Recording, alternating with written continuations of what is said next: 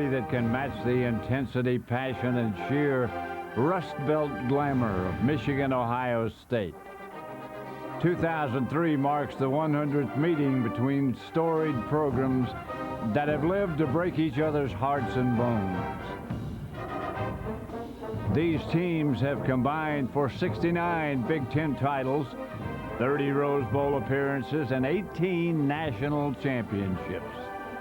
Harmon, Griffin, Woodson, Horvath, Leach, Spielman, Woody, and Bowe, the figures involved are almost mythic in stature. Since 1922, nearly 7 million people have witnessed a Michigan-Ohio State contest in person, making it the most attended rivalry in college football. This isn't just a game, it's the match of the century.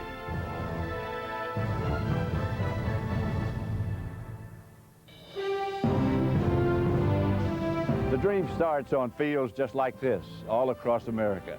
In towns like Jessup, Georgia, Warren, Ohio, Old Forge, Pennsylvania, and Van Horn, Texas. Kids practice and play on these fields, so one day they can face their hated rivals. The competition starts in the sandlots and grows through high school. But rivalries come of age in college. Whole communities think of nothing but beating Michigan, Florida, or Tennessee. It doesn't matter where you are in football America. Your college has an arch rival, and your dream is to one day lead your team to victory. The dream starts on fields just like this. The rivalry is older than you are and will still be strong when you're only a memory. But that doesn't make this game any less important. For the week leading up to the game and for that one special day, nothing can compare to the intensity of college football's greatest rivalries.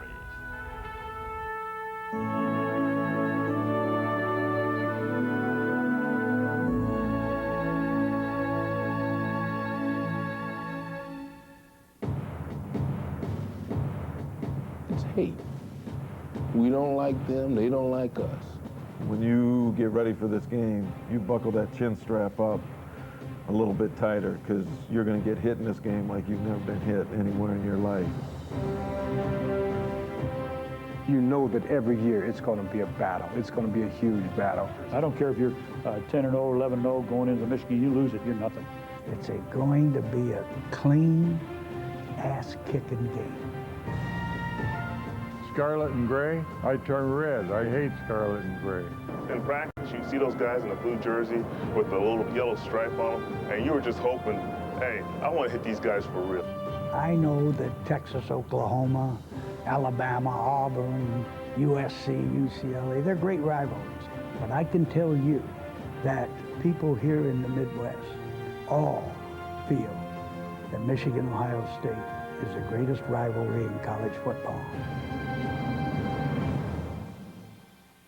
Michigan's first game was in 1879, Ohio State's in 1890. It would take 7 more years for these natural foes to find each other, and when they did, the fight would be anything but fair. Oh, Michigan totally dominated the team, the series. Those were the Fielding Yost teams, the point-of-minute machines, and they were far ahead of the pack of not just the series, but everybody in college football at the time. And not only were they winning, but they were just totally dominating Ohio State. When you're getting clobbered by somebody over a decade's time, some hatred tends to build up. The first game of the series was played in Ann Arbor in 1897, and the day's score gave no indication that something special was afoot. The Wolverines won 34-0, scoring all their points in the first half.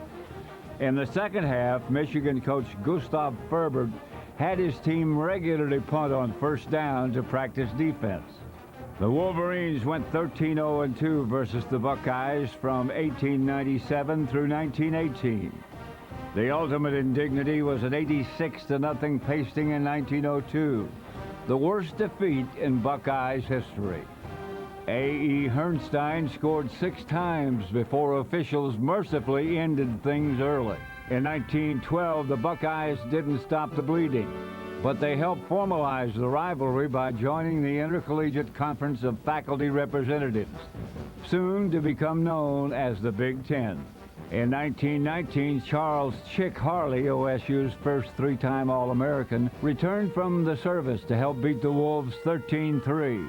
Chick Harley really was the first great superstar of Ohio State football, led them to a victory in 1919, and once they broke through, then it became what all great rivalries is, and that's the back and forth nature of one team winning, the next team winning, and from there it was pretty close over the decades.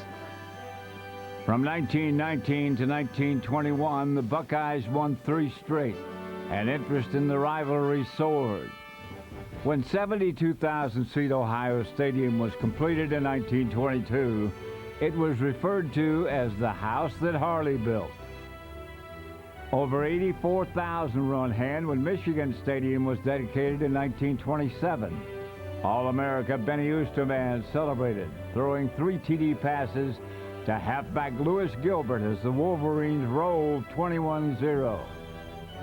In the 1930s, the Buckeye Express was back on track, outscoring the Wolverines 114-0 in 4 straight thrashings from 34 to 37. In 1938, 2 men rejuvenated the Wolverine squad, Coach Fritz Kreisler and old 98 Tom Harmon. Kreisler came to Ann Arbor from Princeton and introduced the winged helmets that today make Michigan so recognizable. Harmon was a one-man wrecking crew who led the Wolverines to 3 straight wins over Ohio State. I saw Tom Harmon play, and he was no doubt a true Heisman Trophy winner. There's no question about it. He did everything. He punted, he passed, he received kickoffs, he received punts. He played both offense and defense. He was a great football player and a great person. Tom Harmon was my idol because he was a senior at Michigan when I was a senior in high school. And he was probably the best all-around football player that I ever saw. He did the whole thing, and he was fast. In 1940, Harmon delivered the greatest performance in series history. The Wolverines won 40-0, and old 98 had a hand in 34 points. He rushed for 139 yards and 2 touchdowns, completed 11 passes for 151 yards and 2 scores. On defense, he made 3 interceptions, returning 1 for a touchdown. He also kicked 4 extra points, averaged 50 yards on 3 punts, and returned 3 punts for 81 yards. Tom Harmon finished his career at Ohio State and received a standing ovation for his performance out there because of what he did on the field. That year, Harmon won the Heisman Trophy and was featured on the cover of Life magazine. In 3 games versus the Buckeyes, Harmon accounted for 618 yards, 238 more than the entire Ohio State roster. Harmon's dominant play spurred the resignation of OSU coach Francis Schmidt. Paul Brown, the legend in the state of Ohio, then coach of Massillon High School, was recruited as Buckeyes coach. On November 22, 1941, Brown's Buckeyes played the Wolverines to a 20-20 tie. 15 days later, the Japanese struck Pearl Harbor, but these dark times did little to slow the rivalry. In 1942, Les Horvath led Ohio State to a 21-7 victory.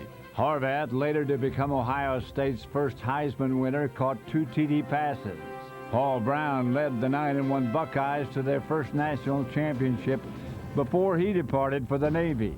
In 1946, U of M's All-America halfback Bob Chappius led a 58-6 victory over the Bucks, passing for 3 scores and running for another before leaving the game early. He would be embarrassed if anybody caught him from behind because he wasn't the most fleet-footed, but he was a great passer and a good runner as well, but not a great runner. Chappius was the key member of Michigan's Mad Magicians. Considered one of the most dazzling offenses in collegiate history, Chappius' Magicians whipped the Bucks 21-0. and went 10-0 to share a disputed national title with Notre Dame in 1947. That was a very important game, and Ohio State had not been that good all year. But it doesn't make any difference when you're playing Ohio State. They always come up with a good effort. In 1948, Ohio State outgained Michigan, but Charles Ortman connected with Harry Alice for a 44-yard score. And Michigan won 13-3. U of M went 9-0 and earned an undisputed national title. In 1949, the Wolverines and Buckeyes entered their contest tied for the Big Ten lead with 4-1 records. The game was scoreless when Walter Teniga faked a sweep before throwing to Leo Koseski in the corner of the end zone for a Michigan lead.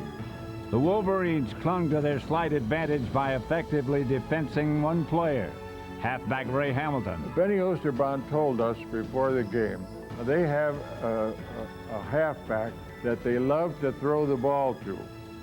Don't ever let him across the line of scrimmage without knocking him, off his feet if you can, and just slow him up. But late in the fourth quarter, Wistard had to leave because of an injury, and his replacement was unaware of the plan to foil Hamilton. The result was a long reception that set up the Buckeyes' tying touchdown. Ohio State traveled to Pasadena, and the Buckeyes beat Cal for their first Rose Bowl victory. In the 50s came Wayne Woodrow Hayes.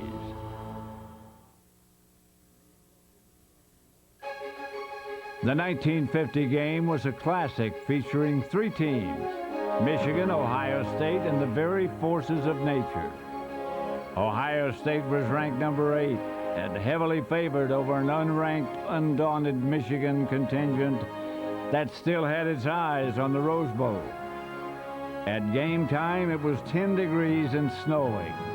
5 inches of powder obscured the field, and 29-mile-an-hour winds rocked Ohio Stadium. The Snow Bowl was legendary here, especially in Columbus.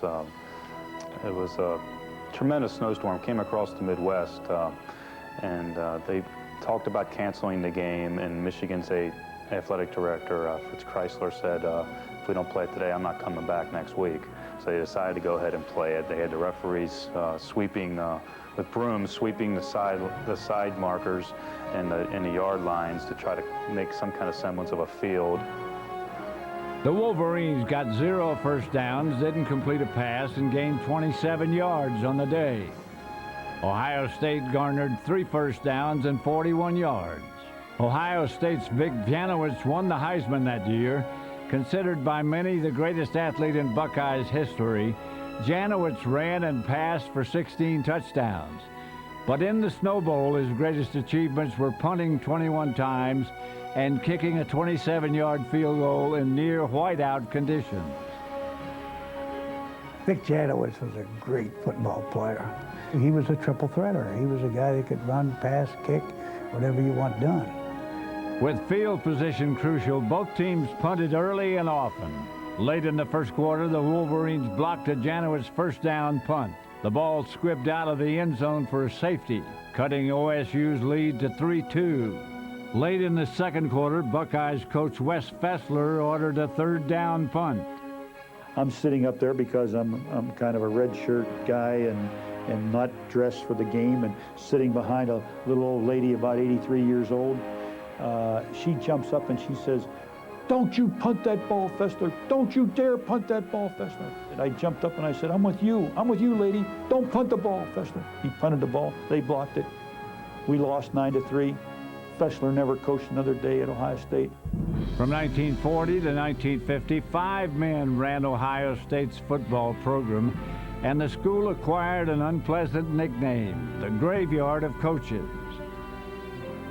Before Coach Hayes took the head coaching job, you either kept your job or lost your job depending on how you fared against the team up north. You know, if you lost to Michigan, you were out. 3 years in a row, you were out. No matter who you were. So we were the place where coaches died. I mean, they were fired, especially when they lost to Michigan. Woody Hayes left the Navy after World War II and returned to coaching. He went 33-11 at Denison and Miami of Ohio before setting his sights on the big time. Many OSU fans didn't want Woody, seeking the return of Paul Brown instead. I'm only interested in one thing, how my players and my coaches react. And if they're reacting, I don't care what the fans, what they do, because we'll make them react well during the ball game. As soon as we start to win and moving that ball, they'll all be cheering.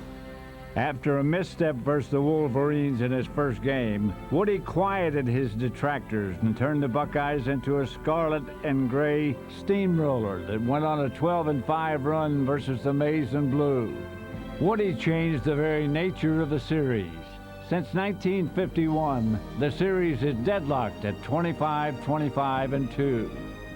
Coach Woody Hayes had a special way of preparing for the Michigan game. You see, he was the type of coach that had the regular season, then Michigan, and then the bowl season. So it was a separate season as far as we were concerned, that Michigan game.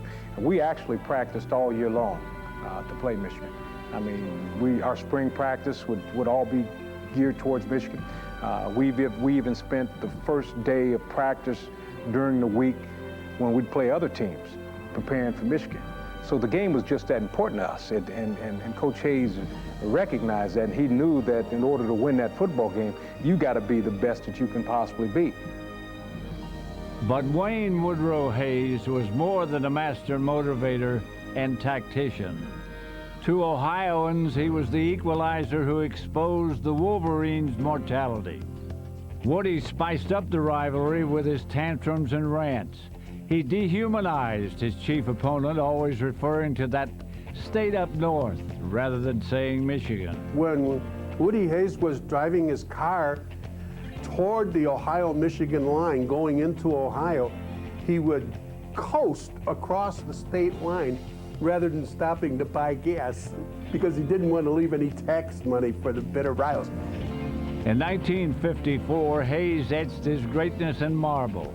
He led Ohio State to a 21-7 victory over Michigan, and the Bucks' win over Southern Cal in the Rose Bowl earned them a share of the national championship. The following year, Ohio State won a sloppy affair, 17-0, led by Howard Hopalong Cassidy, who bagged the Buckeyes' third Heisman. In the 1961 game, the Buckeyes entered the fourth quarter with a 21-12 lead, then surged to make it 42-20. Fullback Bob Ferguson led the way, rushing for 152 yards and 4 touchdowns. But that wasn't enough for Woody Hayes. With 34 seconds left, OSU's Joe Sparma completed a 70-yard pass to Paul Warfield, setting up another touchdown. And the Buckeyes went for 2 to make it 50-20. 7 years later, Woody's thirst for another drubbing would change the very nature of the rivalry.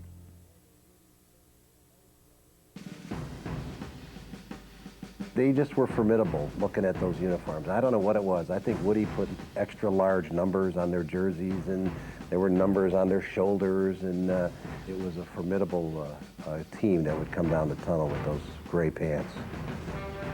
The 1968 Buckeyes, called the Super Sophomores, started 8-0, were ranked number 2, and appeared poised for a 3-year run of greatness.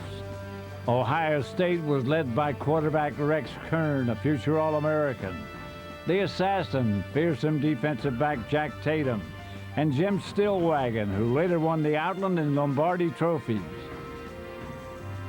When going onto that field in '68 for warm-up, 2 women were waiting at the tunnel, and I came out and they threw beer inside my helmet, right on my face mask. They just doused me with beer and were walking out, and I said, now you know, these fans do not like us. The emotion at that time was very high. The city of Columbus was so excited. They had not had a Big Ten champion for a long time. In fact, the previous year, they were trying to run Woody out of town because he didn't have a great football season.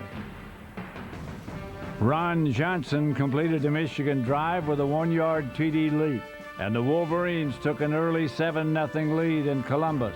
Ohio State fullback Jim Otis bowled his way in from the 5 to even matters. Otis was a Buckeye battering ram, blasting through the Wolverines like an end-zone-seeking missile to give Ohio State a 21-14 halftime lead. We had to make a statement in our own stadium.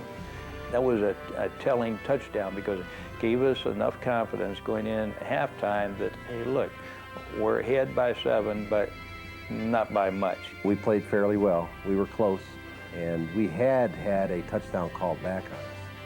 And so we thought we were really in that game, and then they just blew us out in that second half. In the second half, Hayes unleashed a scarlet and gray juggernaut that roared to a 44-14 lead with under 4 minutes left. Woody had previously said 50 points and nothing less is satisfying. And like 1961, he acted on it. Our team at that year, we just overpowered people. Eventually, they succumbed to us, and we piled it on, you know, like Ohio State would if they had the opportunity, the same as Michigan would. The Bucks intercepted and returned it to the 11. On third down at the 2, Hayes brought in Otis. Jim was hammering, harassing Woody on the sideline that, hey, put me back in, coach. And Woody succumbed to Jim's pressure and the heat of the moment stuck Jim back in. Woody's ace fullback responded with his 4th TD of the game to make it 50-14. Not content, Hayes again went for 2 points. The attempt failed. Just pushed it in, put it in our face. It was unbelievable that Woody could go for 2 and, you know, rubbing it in. After the game, scribes, reporters, the media asked him, how come you went for 2? He said, because I couldn't go for 3. The Buckeyes overpowered O.J. Simpson and heavily favored Southern Cal in the Rose Bowl to win the national title. But Hayes' attitude would prove costly. Twin specters loomed before the Buckeyes. A new coach and a Wolverine unit bent on vengeance. From 51 through 68, the Wolverines won a solitary Big Ten title. Coach Bump Elliott left after the 68 shellacking, forcing athletic director Don Canham to seek fresh blood. Canham went south to find what he needed in Glenn E. Bo Schembechler.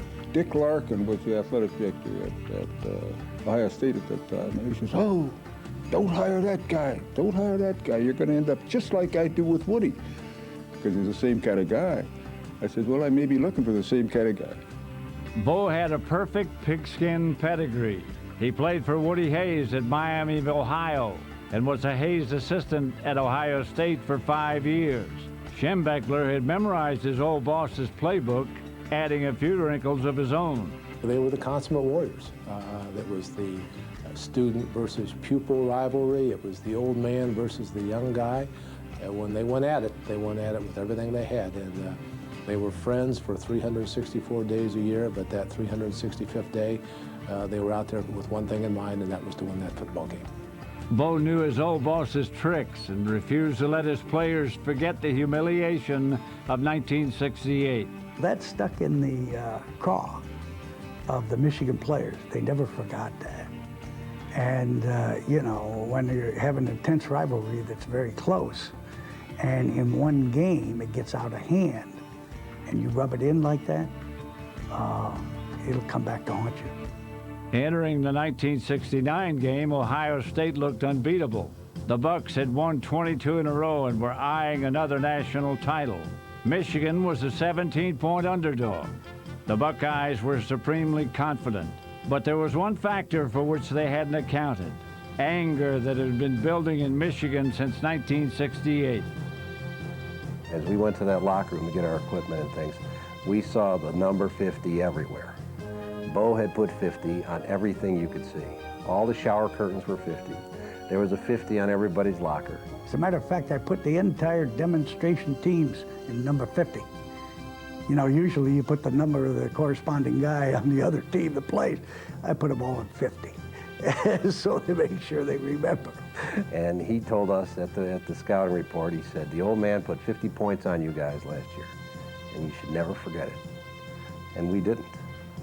This clash unfolded before a national TV audience and a crowd of nearly 104,000 in Michigan Stadium.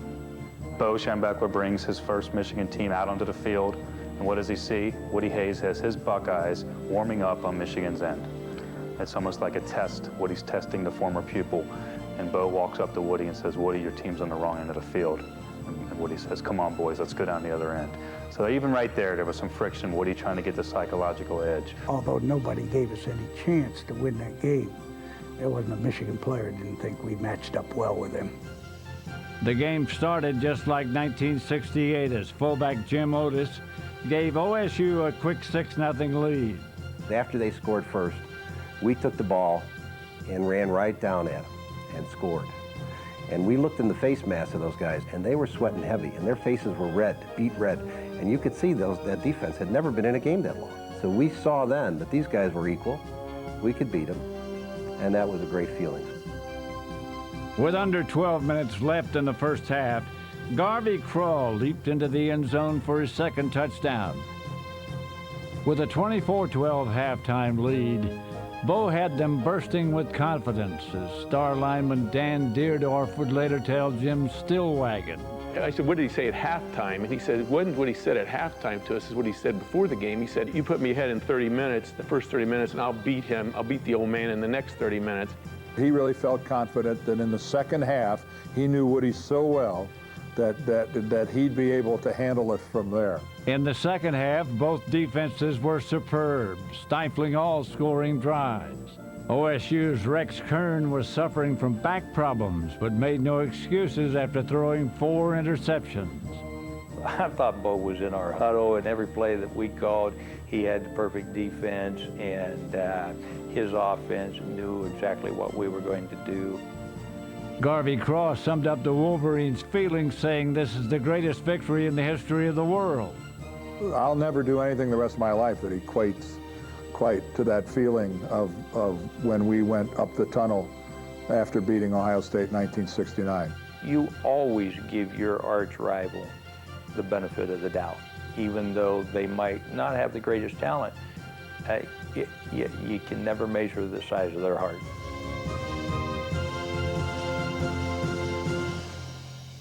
Woody said, you know, people have asked me, what was the greatest football team I ever had here at Ohio State? He says, you know, men, that 1969 team, I don't think there's any team that could match that. And he looked at me and he said, damn you, Bo, you will never win a bigger game than that.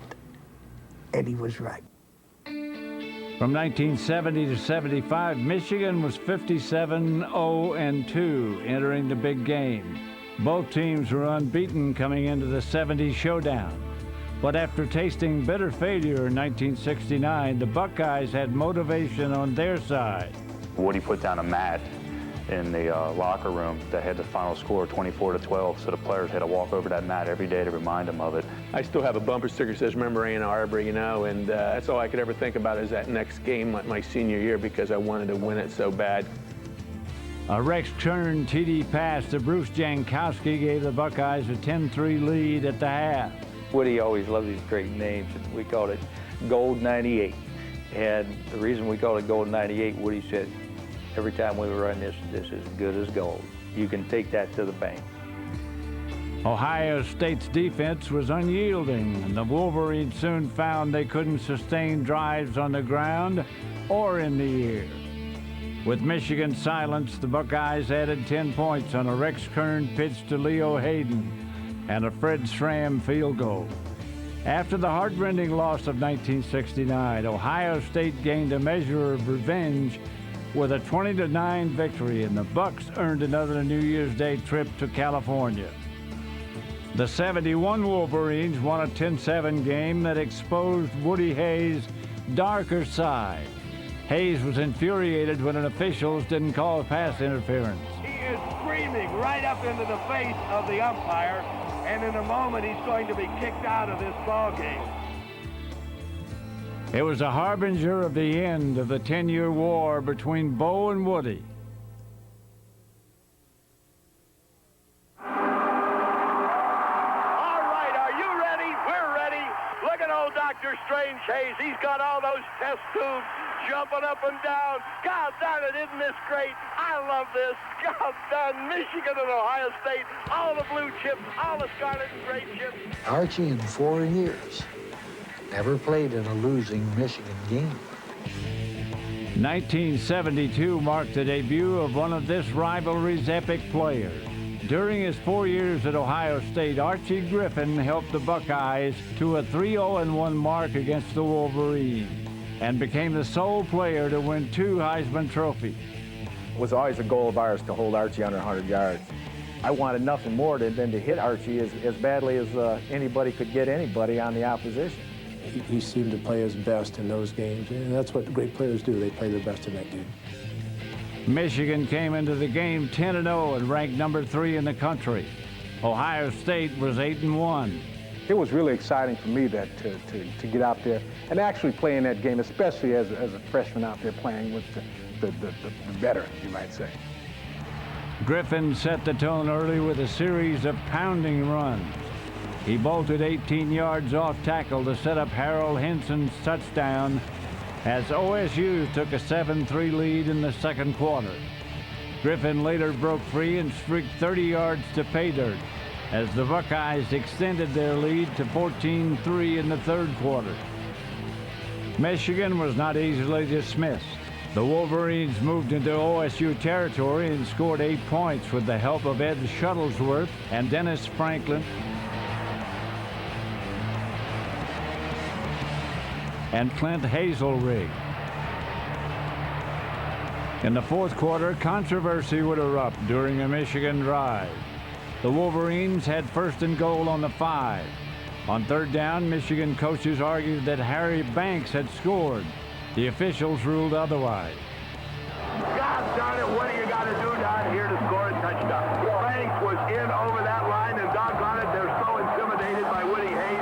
Every official looked at each other. Nobody had the guts. We had a great defense that year, super defense.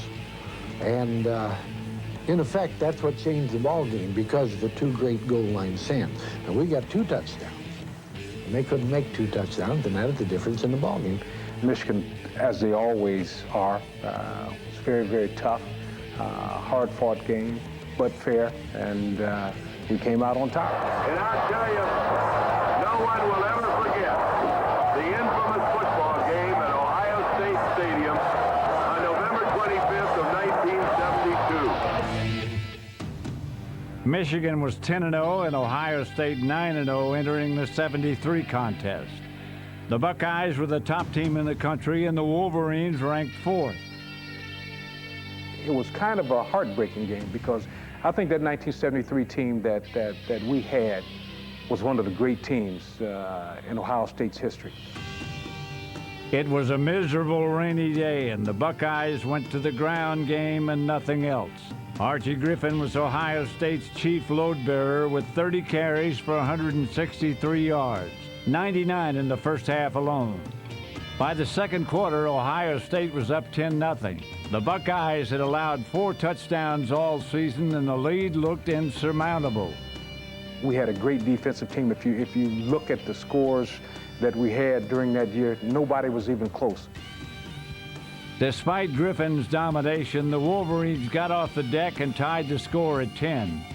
But Michigan paid a heavy price when quarterback Dennis Franklin broke his collarbone. Still, kicker Mike Landry had 2 chances to win it for Michigan.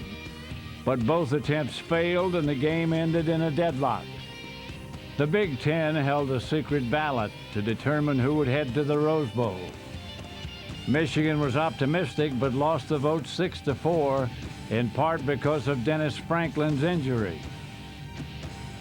73 game was my worst time in college football. That was a disgrace to the Big Ten Conference. Some guys changed their votes. It was our turn to go, and they didn't let us go.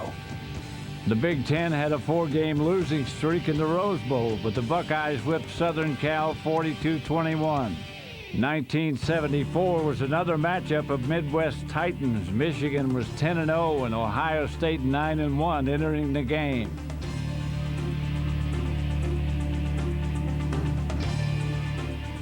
When you played Michigan, I was always glad that it was the end of the season for us. In the 1974 game, I had 2 hip pointers and a deep thigh bruise. And you're talking about difficult to walk. It was difficult to walk after that game. Michigan scored first. Dennis Franklin and Gil Chapman hooked up for a 42-yard score. But this contest would be decided by the kicker. The Wolverines made it 10-0 in the first quarter when Mike Glanfrey connected on a 37-yarder. Then it was time for Tom Claiborne to make his presence felt. Tom Claiborne escaped from an Eastern European country with his family to come in, and nobody ever heard from Tom Claiborne after that.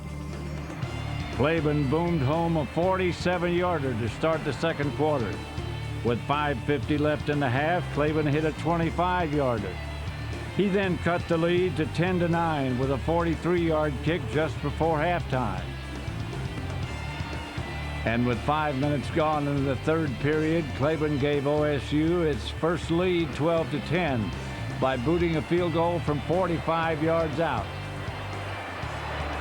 3 of them were over 40 yards. Oh, it was an enormous job that he did that day. Just wonderful.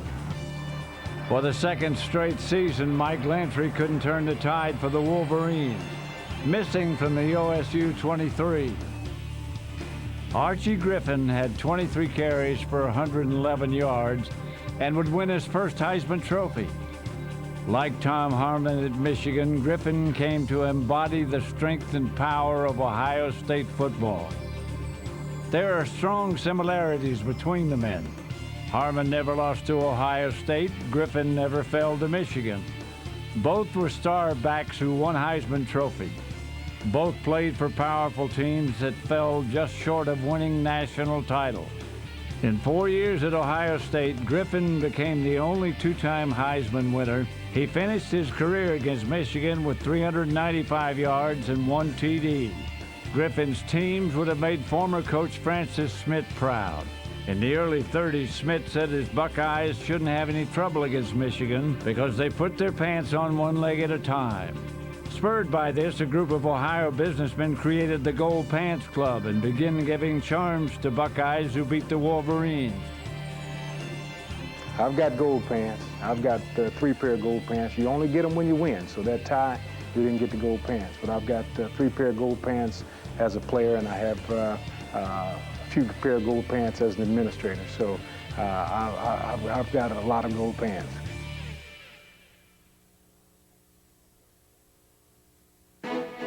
The final game of the Griffin era featured 2 unbeaten powerhouses. Ohio State was ranked #1 because of an exceptional running game that also featured Pete Johnson and the arm of Cornelius Green. #5, Michigan featured freshman Rick Leach, a rare Schembechler quarterback given the freedom to beat teams with his arm and his scrambling ability. A lot of the older guys pulled me aside and said, look, you get ready for this game. You buckle that chin strap up a little bit tighter because you're going to get hit in this game like you've never been hit anywhere in your life, and that was certainly true. The Buckeyes drew first blood in the opening quarter on a 7-yard pass from Green to Johnson. The Wolverines then resorted to trickery. Leach pitched to halfback Gordon Bell, who found a diving Jim Smith in the end zone, helping Michigan to tie the game at 7. The game remained even until the fourth quarter when Rick Leach took over, passing the Wolverines into Ohio State territory. And then, with just over 7 minutes left, Leach burst into the end zone, carrying Michigan to a 14-7 lead. Ohio State was in trouble. I can remember our quarterback, Cornelius Green, calling us together, and we held hands and we said a little prayer and just asked the Lord to help us to play to the best of our ability. 2 quarters, they controlled the game. Then in the fourth quarter, we took it and went 80 yards for a touchdown, and most of it passing. Brian on 3rd down caught a 12-yard pass for a first down and got us out to the 32-yard line on an outcut. And then Arch went for 17 on the run off the same action exactly. And then we marched right down and scored and tied the ball game 14-14. We knew going into that game that if we tied that game, Ohio State, based on whatever criteria was going to go, we had to win the game outright. So Bo called me aside and said, we got to go for it. We got to try and win this game. On their next possession, the Wolverines took an aggressive tack. Playing for the win, Rick Leach dropped back and fired deep. Another Griffin stepped into the limelight. Archie's brother, Ray, picked off the ball, returning it to the Michigan 3. Pete Johnson scored his third TD for the lead. The Griffin House was jumping that night. Ray had a great game, and that interception was the one that really got us in a position to win that football game. Well, Bo had said before the ball game, I'm not playing for a tie again. See, he'd learned his lesson. He wasn't going to play for a tie. It'd be nice to walk away saying I never lost a game to them, but that's the reality. Michigan entered 76 in tumultuous fashion as Coach Schembechler underwent open heart surgery. But Bo returned by late summer and led his Wolverines to a 9-1 record. 8-1 Ohio State was ranked 8th. The game was a defensive struggle initially, 0-0 at the half. But in the third quarter, the Wolverines' ground game began displaying its trademark crushing vigor. All-America halfback Rob Lytle and Rick Leach scrambled their way into Buckeyes territory. Then Russell Davis ran the ball in from the 3 to end the drought. Michigan added touchdowns from Davis and Lytle, who was the day's hero with 165 yards and a touchdown. But the leadership provided by Coach Schembechler and his lefty quarterback was essential to this victory. I took the abuse and the punishment and the hits, so it wasn't like I was a quarterback putting on a red shirt every day in practice, being, as Bo would say, a candy ass, and then coming out and trying to perform in a game. I was one of the guys, and he liked that, and I liked that. We put in a program that was based on one thing: physical, tough football. And we knew that not everybody would pay that price. And so every single player, when he takes the field at Michigan, looks up there and it says, those who stay will be champions. The following year saw Woody Hayes trying to avenge a rare loss to Michigan. Ohio State looked impressive as quarterback Rod Gerald led 2 early drives. But Michigan's defense showed its mettle, forcing the Bucks to settle for a single field goal. In the second quarter, Rick Leach went long to Roosevelt Smith. Smith broke inside the Ohio State 10, setting up his own successful goal line carry, giving the Wolverines a 7-3 lead going into the second half. We gained 23 first downs up there against them, and they only made 10. Now, we outplayed them badly, particularly, again, the momentum changed in the second half, and we ran them down that field like we owned it. Down 14-6, the Buckeyes started a final drive on their 10. Rod Gerald was inspired, threading the needle with passes and running the Buckeyes into enemy territory. With about 4 minutes left, Ohio State moved to the 8. But with the game in the balance, the Buckeyes went to Gerald one time too many.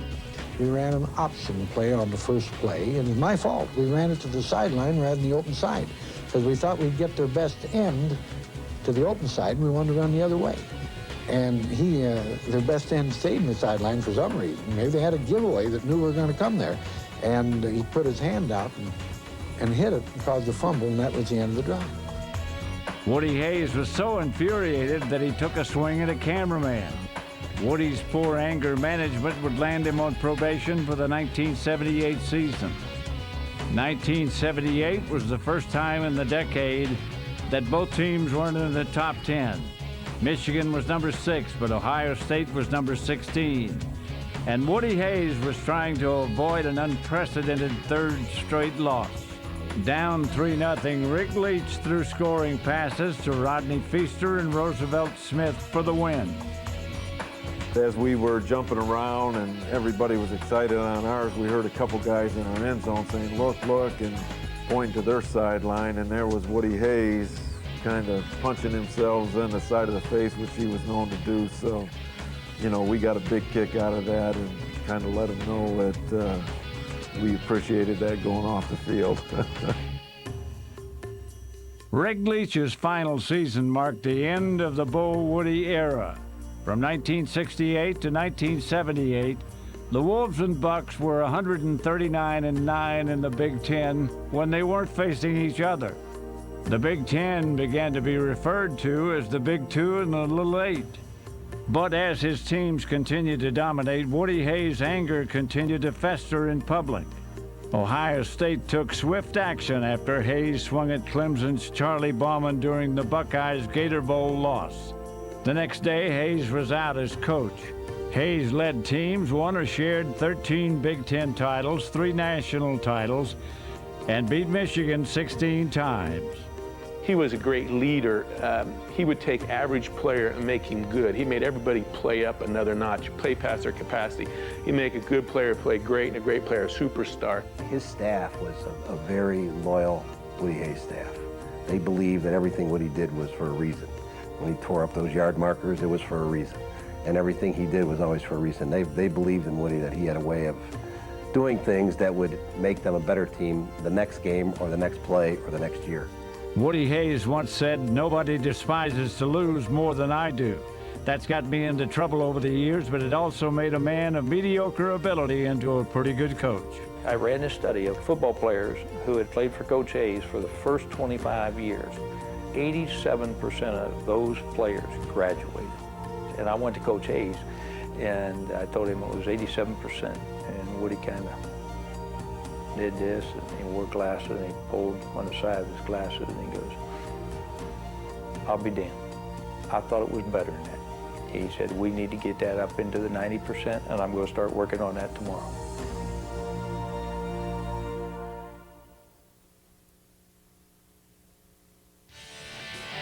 With Ohio State's greatest legend in retirement, former Hayes assistant Earl Bruce was given the daunting task of leading the Buckeyes. Earl would always say, when I get a head job, I'm not going to act like that guy. I'm not going to act like him. You know what? Earl's just like Woody. He's doing everything just like Woody did it. You talk about a football coach. There's a good football coach. He was tough to beat now.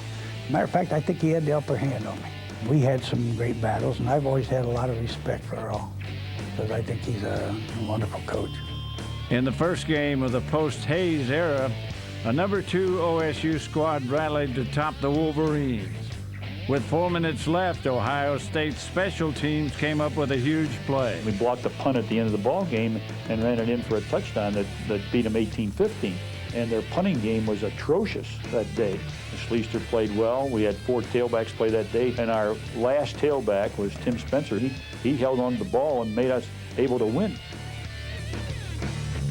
The 80 game was a low-scoring affair. Anthony Carter, the greatest receiver in Wolverines history, scored on a John Wangler pass to make it 9-3 Michigan. Anthony Carter always seemed to burn Ohio State. There's nothing that he couldn't do. The thing that probably separates him from a lot of other receivers who can run and dodge and catch is that he was tough as nails. I mean, you know, when I catch it across the middle, fine. They could knock him for a loop and he'd just hop right up. With under 3 minutes remaining, Art Schleister took the reins for the Buckeyes. He got a quick first down, then threw 4 straight incompletions. The Buckeyes got the ball with close to a minute left, and Schleister led his team to the Michigan 32, but the rally died when Schleister was called for intentional grounding on 3rd down and was sacked on the next play. I'll never forget that small locker room there, the unbelievable euphoria of that Michigan team that had beaten Ohio State. At various times in this rivalry's history, players and coaches have made regrettable boasts. In 1986, it was Jim Harbaugh's time. We're going to win, I guarantee it. So I remember Bo bringing us together that Monday and said, well, our captain shot his mouth off, now we got to back it up. The Buckeyes jumped to a 14-3 lead and appeared poised for more when a penalty stopped them. Jim Carcedo's completion to Chris Carter at the Michigan 1 was nullified by a holding call. Michigan cut the lead to 14-6 by halftime. Harbaugh and Jamie Morris started the 3rd quarter by leading an 83-yard drive. Morris completed yet another Michigan offensive series with an 8-yard run to give the Wolverines a 19-17 lead. One time on a play, we ran off tackle and just was able to spin and get my little butt behind the big offensive lineman and score a touchdown. And that's a big thrill when you score a touchdown in their house. The teams traded touchdowns, and the score stood at 26-24 Michigan. The Buckeyes recovered a Michigan fumble and made it to the Wolverines' 28 on 4th down. With 66 seconds on the clock, the Buckeyes' Matt Fran's kick was wide left, and the Wolverines delivered on Harbaugh's post. But the biggest thrill is he misses it. We lift Bo up for his 199th victory, and it's against Ohio State. Harbaugh was 19 for 29 for 261 yards and a touchdown. But the real star was Jamie Morris with 216 yards and 2 TDs. You thought we just won $1 million or something, but that's the big thrill of college football. You win an Ohio State game, that's the most incredible feeling you're ever going to have. But to be honest with you, that was probably the most disappointing loss I ever experienced because our team fought so hard and we left it all out on the field and had a chance to win it at the end. And the fact that Jimmy guaranteed that victory, that's still just kind of, ugh. March the 12th, 1987, marked the passing of the biggest name in the history of the Ohio State-Michigan rivalry. Woody Hayes was a hero to Ohioans and a heavy to those from that state up north. But his innumerable contributions to the Buckeyes in the big game are felt to this day. The '87 Buckeyes started 5-4-1. On the Monday before the Michigan game, OSU President Edward Jennings announced that Earl Bruce would be fired after the season. Yeah, 1987, I'm really proud of our football team. On Monday, I was fired, and we decided that we were not going to talk about that. We were going to really focus on getting ready for Michigan, and to the best of our ability, we did that.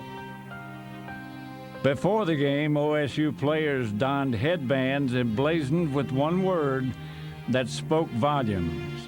So in a show of support for Coach Bruce, everybody decided to wear these headbands, or at least around their neck, that said Earl on them, to show that, you know, he meant a lot to us. OSU used its motivation to upset Michigan in what would be the Buckeyes' last win in Ann Arbor till 2001. We went up there and we got behind early. They moved the ball. They ran the ball effectively against us and got ahead 13-0.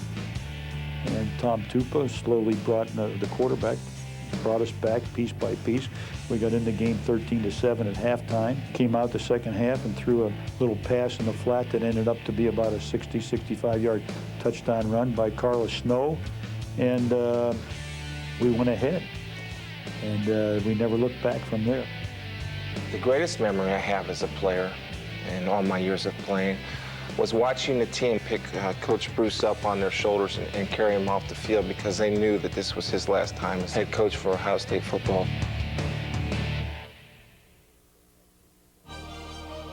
'88 marked the series debut of John Cooper. This era would be unlike the Woody Hayes, Archie Griffin years, and gold pants would be hard to come by.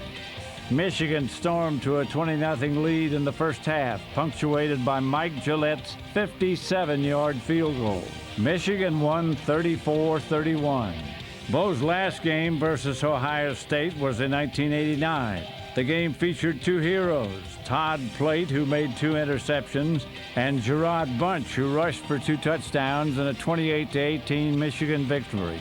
Schembechler finished his career 5-4-1 versus Woody Hayes and 11-9-1 versus Ohio State overall. He is the Woody Hayes of Michigan, and I always like to say, and a little bit in jest, is that, you know, the best thing that happened to Michigan comes from Ohio. He made us grow up, and he said, hey, this is the way we're going to do it. This is the Michigan way. This is the way I want it done, and this wins. He was right. Well, he brought everything that Woody did, and in my opinion, and more. One of the greatest coaches ever.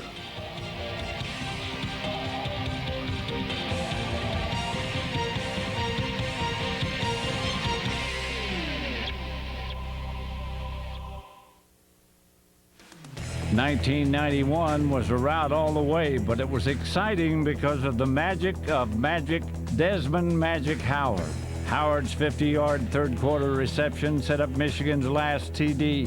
But what stood out in bold relief was Howard's statuesque profile after he returned to punt 93 yards, helping Michigan take a 24-3 lead. Desmond gets the ball, runs up the east side of the field, runs into the end zone, and as Keith Jackson is making a mention about the Heisman Trophy, on time, like choreographed, Desmond makes the Heisman pose. Desmond, colorful player, and yeah, he cut that pose in the end zone there, and then everybody mimicked him when the opponent scored. That was interesting. In 1993, the Buckeyes came in at 9-0-1 versus 6-4 Michigan. But it was no contest as the Wolverines steamrolled to a 28-0 victory. 2 years later, Terry Glenn pulled a Harbaugh, promising that 11-0 Ohio State would go to the Rose Bowl. Glenn said Michigan's nobody. He couldn't have been more wrong. Ohio State had a great team. Eddie George, of course, that year would win the Heisman Trophy.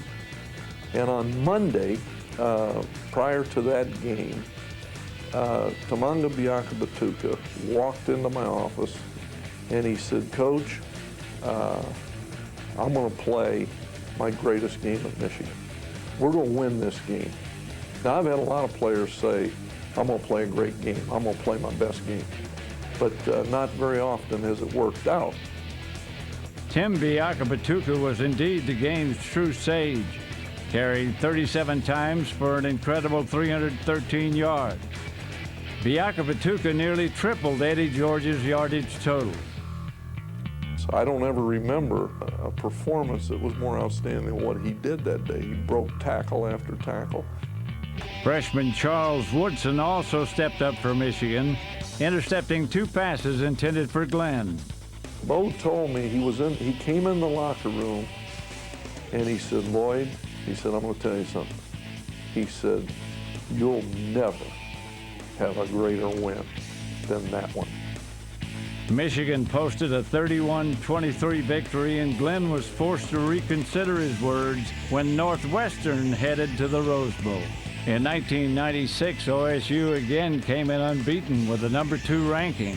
After the Terry Glenn debacle, John Cooper didn't allow his players to talk to reporters during Michigan Week. Cooper also brought in former coach Earl Bruce to give an inspirational speech that was televised the night before the game. The Buckeyes took a 9-0 lead on 3 Josh Jackson kicks. Then things went awry. On the second play of the second half, Brian Griese hit Ty Streets for a 68-yard score. All-America cornerback Sean Springs slipped on the play, allowing Streets an uncontested shot at the end zone. Michigan's defense was stout, and Remy Hamilton hit 2 field goals to stick the Buckeyes with a 13-9 loss. Michigan players later said they had watched Earl Bruce's speech in their Columbus hotel rooms and were roused by his words. The Wolverines came into the 97 game ranked number 1 for the first time in nearly 50 years. The Bucks' David Boston added zest to the pregame stew, predicting a big Ohio State victory. Still, both teams girded for a low-scoring game featuring the top 2 defenses in the nation. The Buckeyes outgained Michigan, but defense and special teams carried the Wolverines. Charles Woodson helped himself to the Heisman, scoring on a 78-yard punt return, catching a 37-yard pass from Brian Griese and intercepting a Stanley Jackson pass in the end zone. Charles Woodson's the greatest football player I've ever been around. He made every single guy that was around him better. I mean, if his best friend wasn't working hard, Charles Woodson would not spare him.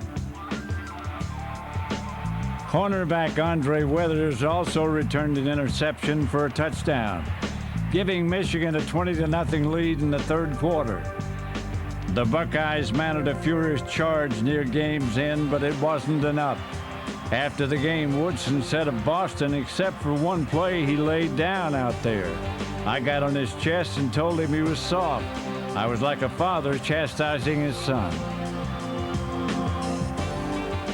that was the national championship year for Michigan, I think kind of sets it all apart because of that. You know, Woodson was just absolutely a wonderful player, and he went against Boston. Just a great individual battle between the two. And I think, you know, when you see two great players like that with a great game, it just was a lot of fun to watch. The Wolverines capped an undefeated season by beating Washington State in the Rose Bowl, earning their first national title since 1948. After a 2000 season sullied by an 18-12 loss to Michigan, John Cooper was dismissed, leaving with a 2-10-1 record versus the Wolverines. Of all places, who knew I'd be in Columbus? But those were good years.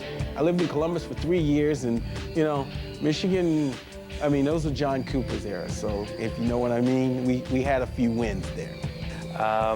It's tough anytime you lose to Michigan. And unfortunately, we had a stretch there that we lost quite a bit to those guys.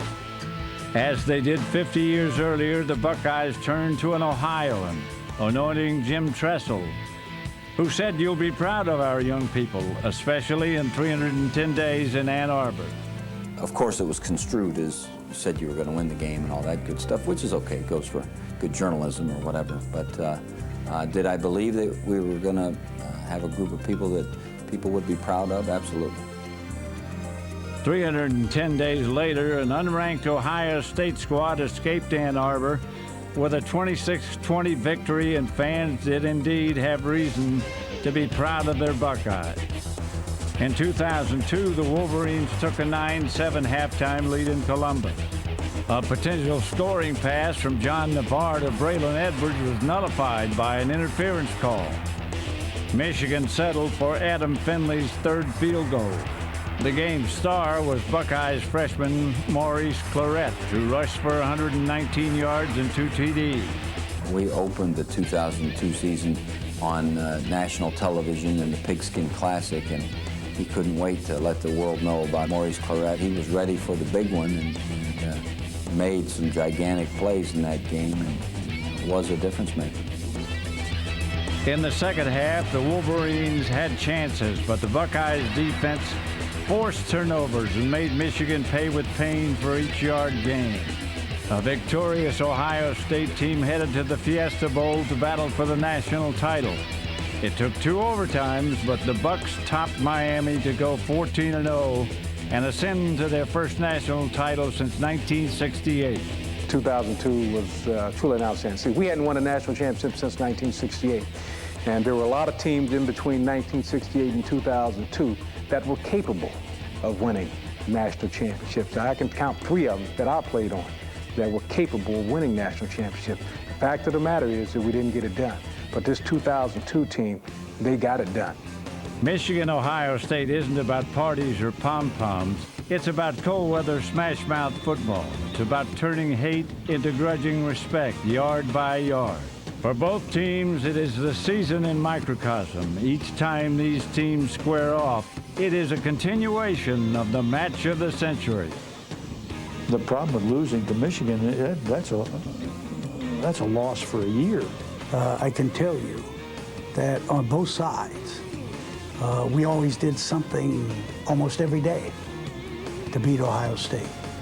And Ohio State has done something I know when I was there with Woody, almost every day.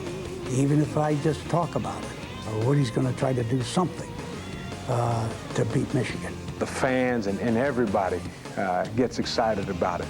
And as a football player, if you can't get excited about it, then something's wrong with you and you don't deserve to be a football player. This is the game we separate the men from the boys. We find out what your true worth is. This is why you're here. This is why you come to Michigan, to find out what you have in the tank. I can tell when it's the Michigan week. Not that my phone's ringing off the hook from the sports writers and publicists, but there's just an internal clock. You're talking about 100 years. You're talking about some of the greatest players that ever played the game. Heisman Trophy winners, All-Americans.